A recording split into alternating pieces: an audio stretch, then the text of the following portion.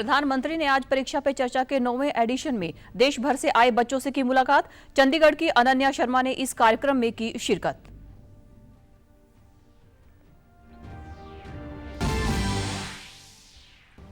शिरोमणि अकाली दल के प्रधान की अगुवाई में कोर कमेटी के सदस्यों ने पंजाब के डीजीपी के साथ चंडीगढ़ में की मुलाकात।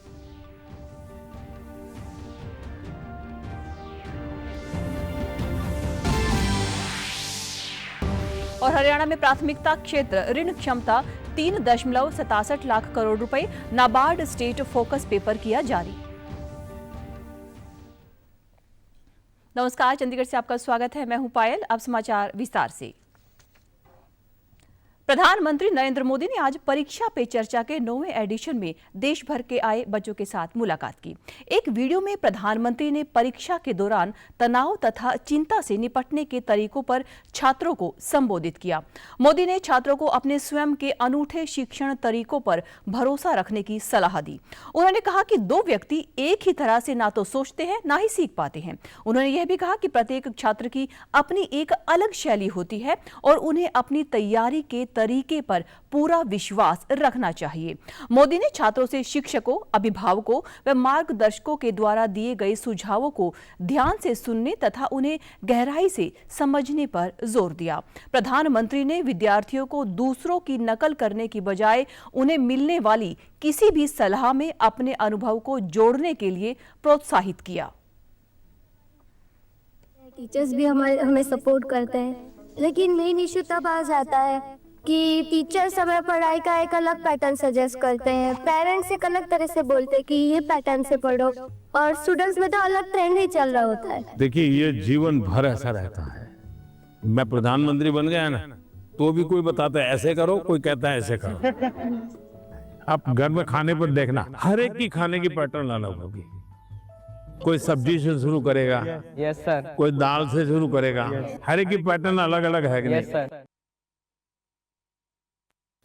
चंडीगढ़ की सरकारी स्कूल की 9वीं कक्षा की छात्रा अनन्या शर्मा पीएम नरेंद्र मोदी के साथ परीक्षा पे चर्चा कार्यक्रम में शामिल हुई।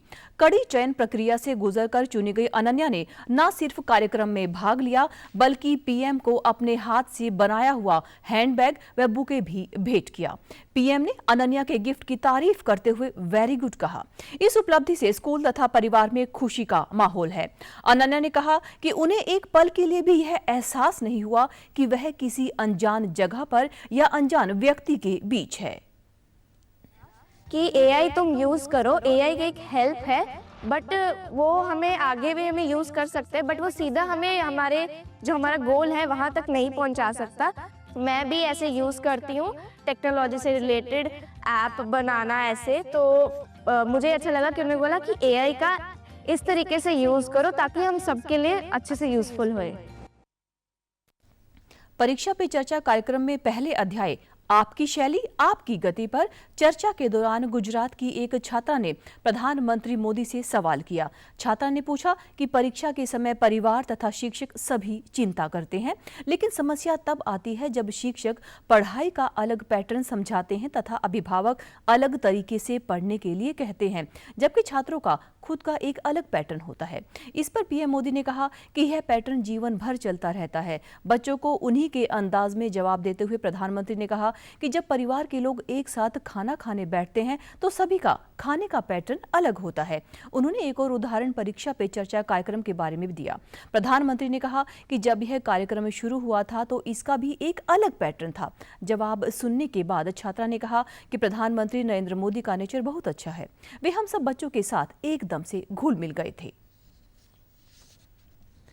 हरियाणा के मुख्यमंत्री नायब सिंह सैनी ने कैथल में प्रधानमंत्री के परीक्षा पे चर्चा कार्यक्रम का लाइव प्रसारण देखा। कार्यक्रम के प्रसारण के उपरांत मुख्यमंत्री ने कहा कि प्रधानमंत्री नरेंद्र मोदी परीक्षा पे चर्चा के अंतर्गत विद्यार्थियों की शंकाओं व प्रश्नों का जवाब देते हैं। उन्होंने कहा कि परीक्षा पे चर्चा आपके मन, आत्मविश्वास तथा सपनों की चर्चा है। उन्होंने कहा कि विकसित भारत 2047 को लेकर प्रधानमंत्री मोदी ने विद्यार्थियों से मंथन किया। ऐसे में हम सभी को विकसित भारत के हर पैमाने पर खरा उतरने की आवश्यकता है। परीक्षा पे चर्चा करते हैं, ठीक परीक्षा से पहले उनसे बात करते हैं और उनके जो शंकाएं हैं जो उनके कुछ सवाल हैं उनके बारे में वो पूछते भी हैं, उत्तर भी देते हैं कि आज परीक्षा पे चर्चा ये केवल अंकों की बात नहीं है। यह परीक्षा पे चर्चा आपके मन, आत्मविश्वास और सपनों की चर्चा है। को आने वाली परीक्षाओं की भी शुभकामनाएं दी। शिरोमणि अकाली दल के प्रधान सुखबीर सिंह बादल की अगुवाई में कोर कमेटी के सदस्यों ने पंजाब की डीजीपी गौरव यादव के साथ चंडीगढ़ स्थित उनके दफ्तर में मुलाकात की। इस दौरान बड़ी संख्या में अकाली कार्यकर्ता भी डीजीपी कार्यालय के बाहर मौजूद रहे। सुखबीर सिंह बादल ने डीजीपी के साथ मुलाकात करके कहा कि पंजाब पुलिस सरेआम धक्केशाही कर रही है। उन्होंने कहा कि अकाली कार्यकर्ताओं को जानबूझकर निशाना बनाया जा रहा है, जो भगवंत मान सरकार की बौखलाहट को दर्शाता है। सुखबीर बादल ने कहा कि किसी भी प्रकार की गुंडागर्दी नहीं चलने दी जाएगी। अकाली दल की लीडरशिप किसी से नहीं डरती। उन्होंने कहा कि हम झूठे पर्चों का डटकर सामना करेंगे।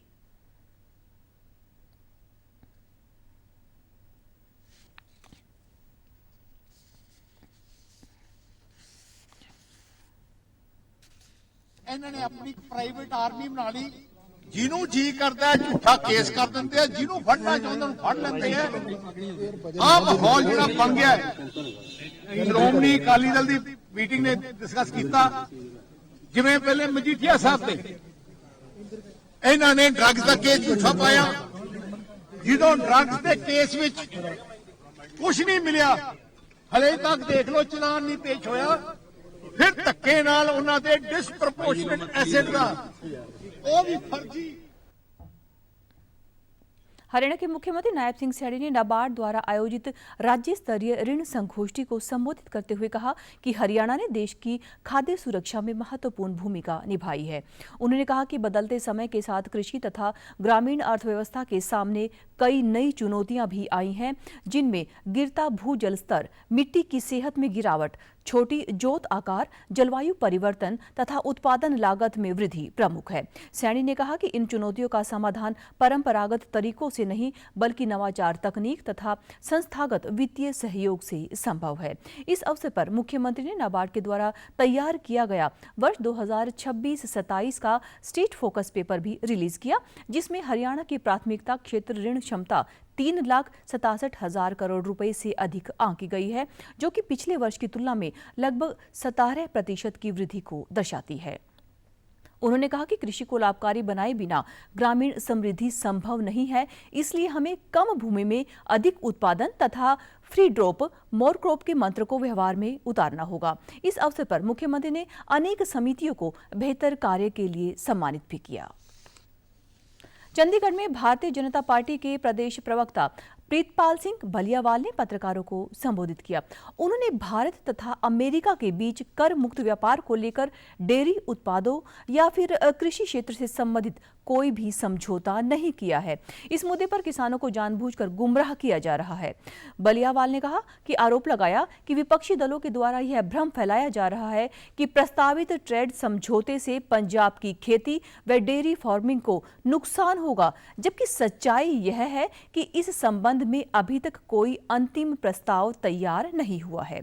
उन्होंने कहा कि आम आदमी पार्टी सरकार बिना किसी दस्तावेज के ही राज्य में डर का माहौल बना रही है। उन्होंने आपको चुनौती देते हुए कहा कि यदि उनके पास किसी तरह की समझौते की प्रति मौजूद है तो उसे सार्वजनिक किया जाए।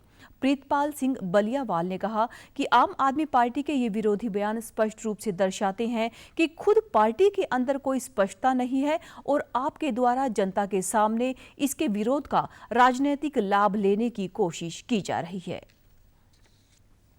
झूठ परोसन दे विच माहर है, ਉਹ ਜਿਹਾ ਇੱਕ ਨਵਾਂ ਝੂਠ ਉਹ ਸਾਡਾ ਪੰਜਾਬ ਦੇ ਵਿੱਚ ਪਰੋਸਣ ਦੇ ਵਿੱਚ ਲੱਗੀ ਹੈ, ਜਿਹਦਾ ਬੇਸਿਕ ਮਕਸਦ ਹੈਗਾ US ਇੰਡੀਆ ਟ੍ਰੇਡ ਡੀਲ, ਜਿਹਦੇ ਵਿੱਚ ਉਹਨਾਂ ਦੇ MP ਤੇ ਉਹਨਾਂ ਦੇ ਮੰਤਰੀ ਇਹ ਕਹਿਣ ਲੱਗੇ ਹੋਏ ਨੇ ਕਿ ਇਹਦੇ ਨਾਲ ਕਿਸਾਨੀ ਨੂੰ ਬੜਾ ਨੁਕਸਾਨ ਹੋਣ ਜਾ ਰਿਹਾ ਵਾ, ਕਿਸਾਨੀ ਤੇ ਬੜਾ ਪ੍ਰਭਾਵ ਪਊਗਾ, ਇੰਡਸਟਰੀ ਤੇ ਇਹਦਾ ਪ੍ਰਭਾਵ ਪਊਗਾ। ਉਹ ਐਗਰੀਮੈਂਟ ਹਜੇ ਸਾਹੀ ਬੰਦ ਹੋਣਾ, ਜਿਹਦੇ ਜਾਣਕਾਰੀ ਸਾਡੇ ਜਿਹੜੇ ਕੇਂਦਰੀ ਮੰਤਰੀ ਹੈ ਪੀयूष गोयल जी, उन्होंने कल जनतक भी की है कि हजे असी उस डील नूं क्लोज करना है, साइन करना है। पंजाब के शिक्षा मंत्री हरजोत सिंह बैंस ने बताया कि मोहाली जिले के सरकारी अपर प्राइमरी स्कूलों ने छात्रों के सर्वांगीण विकास के लिए एक बड़ी तथा नवीन पहल करते हुए रोजाना मेडिटेशन प्रोग्राम की शुरुआत की है। हरजोत सिंह बैंस तथा आम आदमी पार्टी पंजाब के प्रभारी मनीष सिसोदिया ने मोहाली में एक वर्कशॉप के दौरान स्कूल प्रमुखों तथा प्रिंसिपलों के साथ विचार विमर्श किया। शिक्षा मंत्री ने छात्रों की तंदुरुस्ती बढ़ाने के उद्देश्य से लागू किए गए रोजाना मेडिटेशन प्रोग्राम के क्रियान्वयन तथा प्रभाव में वर्कशॉप में मौजूद लोगों को अवगत कराया। उन्होंने कहा कि स्कूल प्रमुखों के द्वारा दी गई जानकारी के अनुसार छात्र अब शांत, एकाग्र तथा भावनात्मक रूप से मजबूत हो रहे हैं। हरजोत सिंह बैंस ने बताया कि यह पायलट प्रोजेक्ट 19 जनवरी 2026 को शुरू किया गया था। इसके तहत रोजाना अभ्यास में सुबह की सभा के बाद 30 मिनट का मेडिटेशन सत्र करवाया जाता है। उन्होंने कहा कि सच्ची शिक्षा केवल शैक्षणिक ज्ञान के बारे में नहीं है, बल्कि लचीले, भावनात्मक रूप से दृढ़ तथा एकाग्र व्यक्तियों पर केंद्रित होती है। यह नवीन पहल हमारे छात्रों के मानसिक स्वास्थ्य में एक सचेत निवेश है। शुरुआती फीडबैक मानसिक स्थिरता में वृद्धि तथा एकाग्रता को दर्शाता है। हरियाणा के मुख्यमंत्री नायब सिंह सैनी ने कल अपने आवास संत कबीर कुटीर में कनाडा के अल्बर्टा प्रांत की स्वदेशी संबंध मंत्री राजन साहनी के नेतृत्व में आए उच्च स्तरीय प्रतिनिधिमंडल से भेंट की। इस दौरान उच्च शिक्षा के क्षेत्र में सहयोग बढ़ाने की भावनाओं पर विशेष चर्चा हुई और प्रदेश में कनाडा विश्वविद्यालय के परिसर बनाने पर विचार विमर्श किया गया। मुख्यमंत्री ने कहा कि हरियाणा वैश्विक सहयोगों के लिए हमेशा तैयार है, जिससे प्रदेश में कौशल वृद्धि, नवाचार और आर्थिक विकास को गति मिले। उन्होंने बताया कि राज्य की बड़ी संख्या में छात्र कनाडा में उच्च शिक्षा प्राप्त कर रहे हैं, जिससे शैक्षणिक सहयोग दोनों पक्षों के लिए महत्वपूर्ण क्षेत्र बन गया है। इस दौरान मुख्यमंत्री ने आश्वस्त किया कि सरकार द्विपक्षीय सहयोग, शैक्षणिक आदान प्रदान और आर्थिक साझेदारी को बढ़ावा देने वाले सभी विषयों को अपना पूरा समर्थन प्रदान करेगी। पंजाब सरकार द्वारा पीड़ित केंद्रित पुलिसिंग और महिलाओं के लिए सहायता व्यवस्था को और भी मजबूत करने की दिशा में महत्वपूर्ण कदम उठाते हुए पंजाब पुलिस ने जालंधर के सिविल अस्पताल में घरेलू हिंसा की पीड़ितों के लिए एक समर्पित सहायता केंद्र सांझ राहत केंद्र की स्थापना की है। केंद्र का उद्घाटन करते हुए कम्युनिटी अफेयर्स डिवीजन एवं महिला मामलों की special director general of police special DGP Gurpreet Kaur दियो ने कहा कि यह केंद्र सक्रिय सामुदायिक भागीदारी के माध्यम से परेशानियों का सामना कर रही महिलाओं को समय पर मानसिक, सामाजिक तथा कानूनी सहायता सुनिश्चित करने की दिशा में एक महत्वपूर्ण कदम है। इस अवसर पर स्पेशल डीजीपी के साथ police commissioner CP Jalandhar Dharampreet Kaur भी मौजूद थी। यह केंद्र कमिश्नरेट पुलिस जालंधर के नेतृत्व में एक सहयोगी प्रयास है, जिसे पीड़ितों के लिए आसान पहुंच तथा गोपनीयता सुनिश्चित करने के लिए अस्पताल परिसर में स्थापित किया गया है। इसका उद्देश्य जल्द से जल्द समस्याओं का पता लगाकर तुरंत परामर्श, कानूनी मार्गदर्शन तथा पुनर्वास संबंधी सहायता सहित एकीकृत सहायता प्रदान करना है। स्पेशल डीजीपी ने घरेलू हिंसा के समाधान के लिए त्वरित पुलिस प्रतिक्रिया तथा मजबूत अंतर विभागीय समन्वय की विशेष आवश्यकता पर जोर दिया। सांझ राहत केंद्र पीड़ितों को आवश्यक सहायता जैसी कानूनी मदद, पेशेवर परामर्श, आश्रय गृह या सरकारी कल्याण योजनाएं प्रदान करने में महत्वपूर्ण भूमिका निभाएगा। 9 फरवरी को गुरुग्राम के ताऊ देवीलाल स्टेडियम में सीएम कप कार्यक्रम का आयोजन किया जाएगा। खेल राज्य मंत्री गौरव गौतम ने कल चंडीगढ़ में एक प्रेस कॉन्फ्रेंस को संबोधित करते हुए बताया कि इसमें प्रदेश के करीब 150 पदक विजेता शामिल होंगे और खिलाड़ियों तथा कोच को सम्मानित किया जाएगा। इस आयोजन में 3500 से ज्यादा खिलाड़ी भाग लेंगे। इस अवसर पर मुख्यमंत्री नायब सिंह सैनी शिरकत करके खिलाड़ियों से रूबरू होंगे। इस दौरान पद्मश्री से सम्मानित की जाने वाली हॉकी खिलाड़ी सुनीता पूनिया को भी सम्मानित किया जाएगा। उन्होंने कहा कि हरियाणा देश में खेलों के क्षेत्र में सबसे आगे है। सरकार खिलाड़ियों को आर्थिक रूप से सहारा देने का काम करती है। अभी तक ओलंपिक के खिलाड़ियों को पुरस्कार के तौर पर करोड़ों रुपए देने का काम किया गया है।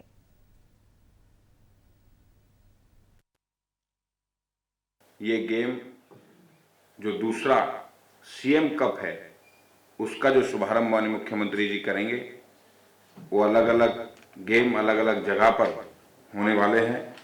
उसमें भी 3500 से ज्यादा खिलाड़ी उसमें हिस्सा लेंगे और उनको अलग अलग प्रकार से प्रोत्साहन राशि से, उनके मेडलों से, अलग अलग चीज से उनको सम्मानित भी बाद में किया जाएगा।